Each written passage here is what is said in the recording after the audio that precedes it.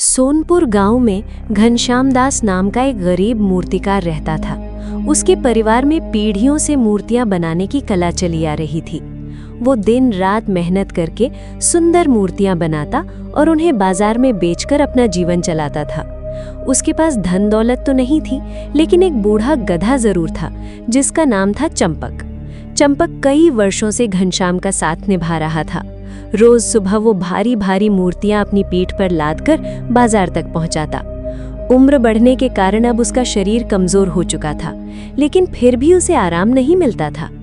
घनश्याम अक्सर गुस्से में उसे डांटता और ज्यादा काम करवाता। धीरे धीरे चंपक अपने मालिक से तंग आ चुका था।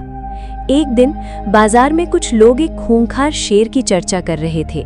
उन्होंने बताया कि जंगल से निकला वो शेर गांव के लोगों और जानवरों पर हमला कर रहा है।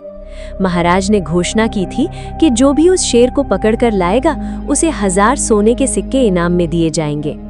चंपक ने ये बात सुनी, लेकिन उसने ज्यादा ध्यान नहीं दिया। शाम होने पर वो अपने मालिक के साथ घर लौट आया। उसी रात मौसम अचानक खराब हो गया। तेज बारिश और आंधी शुरू हो गई। घनश्याम घर के बाहर रखी चूने की बोरियों को अंदर ले जाने की चिंता करने लगा। चंपक समझ गया कि अब उससे फिर काम करवाया जाएगा। मौका मिलते ही वो वहां से भाग निकला। बारिश लगातार तेज होती जा रही थी। चंपक गांव के एक खाली मैदान में जाकर पेड़ों के पीछे छिपकर सो गया। उधर घनश्याम गुस्से में उसे ढूंढने निकल पड़ा। इसी दौरान जंगल का वही खूंखार शेर भी बारिश से बचने के लिए गांव की ओर आ गया। बहुत देर भटकने के बाद उसे खेतों के बीच एक छोटी सी झोपड़ी दिखाई दी। वो अंदर जाकर आराम करने लगा और थोड़ी ही देर में गहरी नींद में सो गया। कुछ समय बाद चंपक को खोजता हुआ घनश्याम भी उसी झोपड़ी तक पहुंच गया। अंधेरा इतना घना था कि उसे अंदर सोया जानवर अपना गधा ही लगा। गुस्से में उसने बिना कुछ सोचे समझे डंडे बरसाने शुरू कर दिए। शेर अचानक उठ गया, लेकिन लगातार मार पड़ने के कारण वो घबरा गया। उसे लगा कि जरूर कोई बहुत बड़ा योद्धा उसे पीट रहा है। डर के कारण उसने विरोध करना बंद कर दिया। घनश्याम उसे डांटते हुए घर ले आया और खूंटे से बांध दिया। पूरी रात शेर डर के मारे चुपचाप वहीं बैठा रहा। अगली सुबह गांव वालों ने जब घनश्याम के आंगन में खूंटे से बंधा शेर देखा तो पूरे गांव में हड़कंप मच गया। हर कोई घनश्याम की बहादुरी के चर्चे करने लगा। खुद घनश्याम भी जब नींद से उठा और उसने शेर को देखा तो उसकी हालत खराब हो गई। लेकिन तब तक बहुत देर हो चुकी थी। महल से सिपाही आ पहुंचे और उसे महाराज के पास ले गए।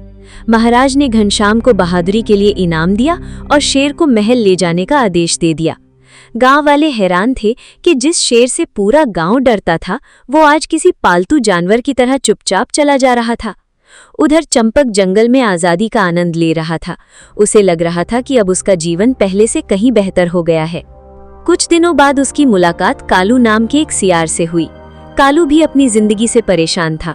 उसे लगता था कि जंगल में हर समय डर और भूख के बीच जीना पड़ता है। दोनों ने अपनी अपनी परेशानियां बताईं और आखिरकार ये सोचने लगे कि शायद दूसरे की जिंदगी ज्यादा अच्छी है। कालू ने चंपक को जंगल में रहने वाले एक सुनहरे हिरण के बारे में बताया, जिसके पास जादुई शक्तियां थीं। कहा जाता था कि वो किसी का भी रूप बदल सकता है। अगले दिन दोनों हिरण के पास पहुंचे। चंपक अपनी माँ की सोने की घंटी उपहार में लेकर गया। हिरण उनकी इच्छा सुनकर तैयार हो गया, लेकिन उसने कहा कि पहले केवल एक दिन के लिए उनका रूप बदला जाएगा। कुछ ही क्षणों में चंपक सियार बन गया और कालू गधे के रूप में बदल गया। शुरुआत में दोनों बहुत खुश हुए। कालू को लगा कि अब उसे सुरक्षित जीवन मिलेगा और भरपेट खाना मिलेगा। लेकिन जैसे ही वो गधे के रूप में घर पहुंचा, किसान और उसकी पत्नी ने उससे कड़ी मेहनत करवानी शुरू कर दी। मार, डांट और भारी बोझ से उसकी हालत खराब हो गई। दूसरी ओर चंपक जंगल में खुद को आजाद महसूस कर रहा था, लेकिन उसकी खुशी ज्यादा देर तक नहीं टिक सकी। गलती से वो एक शेर की गुफा के पास पहुंच गया। शेर ने उसे देखते ही पीछा करना शुरू कर दिया। जान बचाने के लिए वो भागता रहा।